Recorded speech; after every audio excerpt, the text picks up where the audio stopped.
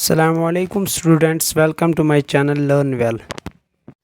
तो हमने स्टार्ट किया था क्लास 8 का चैप्टर जो लाइट था, उसका पार्ट 1 हमने अपलोड किया। अब दूसरा पार्ट है, उसमें क्वेश्चन नंबर 3 जो है वो है mention against each of the following whether regular और diffused reflection will take place when a beam of light strikes. Justify your answer. जब कोई बीम ऑफ लाइट स्ट्राइक करेगी एक सरफेस पर, इन्होंने कुछ सरफेसेस दी है, उस पर जब बीम ऑफ लाइट स्ट्राइक करेगी तो वहाँ से कौन सी किस्म की रेगुलर होगी या डिफ्यूज्ड रिफ्लेक्शन होगी। तो सबसे पहला है ए पॉलिश्ड वुडन टेबल। एक पॉलिश्ड वुडन टेबल पर जब बीम ऑफ लाइट स्ट्राइक करेगी तो वहाँ पर कौन सी रिफ्लेक्शन टेक प्लेस करेगी। A polished surface means surface is smooth, thus regular reflection will take place. यहाँ पर सीधे लिखा गया है कि पॉलिश्ड सरफेस। पॉलिश्ड सरफेस का मतलब जो सरफेस होगी वो स्मूथ होगी, इसलिए रेगुलर जो रिफ्लेक्शन होगी वो वहाँ पर टेक प्लेस होगी।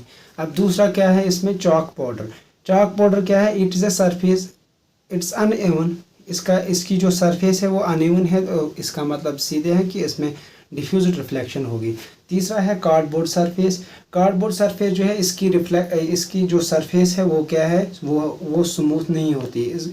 The surface of the cardboard is not smooth, ये स्मूथ नहीं होती, this diffused reflection will take place, यहाँ पर डिफ्यूज्ड रिफ्लेक्शन होगी। Marble floor with water spread over it. इसके बाद जो फोर्थ वाला पार्ट है वो दिया गया है, मार्बल फ्लोर जो है उसके ऊपर पानी डाला हुआ है। तो जो सरफेस है इसकी मार्बल फ्लोर की, जिस पे वाटर ऊपर से डाला गया हो, तो उसके जो सरफेस है वो ज़्यादा स्मूथ होगी, तो regular reflection will take place. और इसके बाद फिफ्थ वाला पार्ट जो है वो है मिरर। मिरर पे कौन सी रिफ्लेक्शन टेक प्लेस होगी। मिरर की जो सरफेस है वो शाइनी है और स्मूथ है। The surface of the mirror is very smooth and shiny. इसकी सरफेस जो है वो शाइनी भी है और स्मूथ भी है, तो इस पे क्या होगी, regular reflection will take place. Piece of paper. Piece of paper अगर हम देखेंगे पीस ऑफ पेपर की जो सरफेस है ये स्मूथ दिखती है, लेकिन इस पे क्या बहुत सारी इरेगुलरिटीज़ होती है, कहीं पर अप डाउन हो सकते हैं। इसका मतलब है इसके ऊपर से कौन सी रिफ्लेक्शन टेक प्लेस होगी, डिफ्यूज्ड रिफ्लेक्शन। उसके बाद क्वेश्चन नंबर 4 है, वो है लॉज ऑफ रिफ्लेक्शन। ये हमने पिछली वीडियो में भी एक्सप्लेन किया है, यहाँ पर भी थोड़ा सा एक्सप्लेन करते हैं। लॉज ऑफ रिफ्लेक्शन दो हैं, तो उसमें पहला लॉ क्या था, जो एंगल ऑफ इंसिडेंस जो था, angle of incidence is equal to the angle of reflection. Angle of incidence जो होता है वो एंगल ऑफ रिफ्लेक्शन के बराबर होता है। अगर हम यहाँ पर एक प्लेन सरफेस लेंगे, यहाँ से कोई बीम ऑफ लाइट इंसिडेंट होके यहाँ पर इस पॉइंट पर पड़ी और यहाँ से होके रिफ्लेक्ट होगी, तो यहाँ से एंगल ऑफ इंसिडेंस, यहाँ पर हम नॉर्मल डालेंगे, ये है इंसिडेंट रे और ये इंसिडेंट रे, ये है रिफ्लेक्टेड रे और ये है नॉर्मल।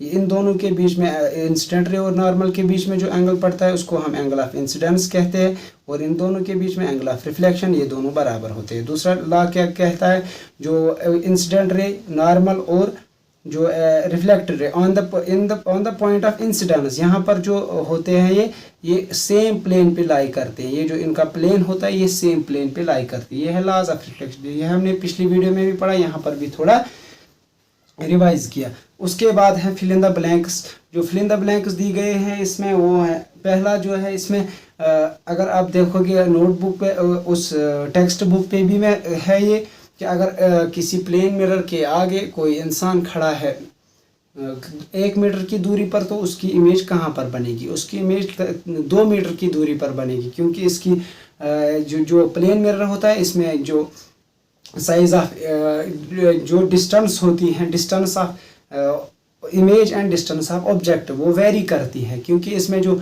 इमेज बनती है वो वर्चुअल एंड इरेक्ट होती है। वर्चुअल का मतलब होता है वो ज़्यादा इससे ज़्यादा दूर होती है और बिहाइंड द मिरर बनती है, तो थोड़ा सा दूर इसका डबल होता है। दूसरा जो है वो इसमें जो प्लेन मिरर होता है इसमें इमेज जो बनती है वो बनती है इन्वर्टेड भी। इसका मतलब अगर हम दूसरी फिल इन द ब्लैंक्स जो है उसमें दिया गया है, अगर आप मिरर में अपने राइट हैंड से अपने राइट ईयर को टच करेंगे तो मिरर में क्या दिखेगा, मिरर में ये दिखेगा कि हम अपने लेफ्ट हैंड से लेफ्ट ईयर को टच करेंगे।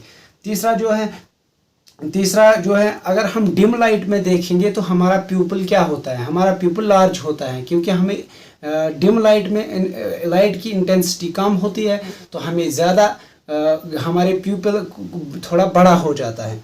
तो उसके बाद क्या है, जो नॉक्टर्नल बर्ड्स होते हैं, जो नाइट बर्ड्स होते हैं, जैसे ओवल है वगैरह, तो इनमें क्या होता है, इनमें जो कोन्स होते हैं, कोन सेल्स जो होती है वो कम होती है as compare to rod cells, क्योंकि रॉड सेल्स हमें इंटेंसिटी ऑफ लाइट में लगती हैं।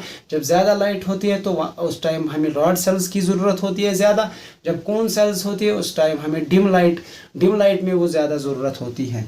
और उसके बाद क्या है, वर्चुअल बिहाइंड द जो इमेज फॉर्मेशन होती है प्लेन मिरर में, वो कैसी होती है, वो होती है वर्चुअल, और बिहाइंड द मिरर बनती है और सेम साइज़ की बनती है एज ऑब्जेक्ट। जितना बड़ा ऑब्जेक्ट होता है उतनी बड़ी क्या होगी। और उससे पहले फिफ्थ वाला पार्ट जो है, उसमें होते हैं angle of incidence is equal to angle of reflection. ये हमने लॉज ऑफ रिफ्लेक्शन में भी पढ़ा, तो ये ऑलवेज इक्वल होते हैं। Angle of incidence dash angle of reflection, ये ऑलवेज इक्वल होते हैं।